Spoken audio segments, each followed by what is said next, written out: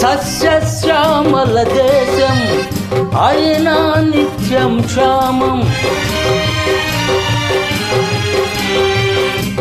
సస్యశ్యామల దేశం అయినా నిత్యం క్షామం.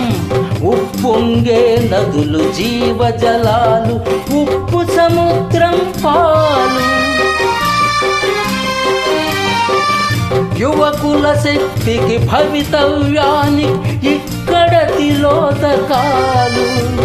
ఉన్నది మనకు ఓటు, బ్రతుకు తెరువుకే లోటు. గాంధీ పుట్టిన దేశమాయిది, నెహ్రు కోరిన సంగమాయిది. సామ్యవాదము రామరాజ్యము సంభవించే కాలమా, గాంధీ పుట్టిన దేశమా.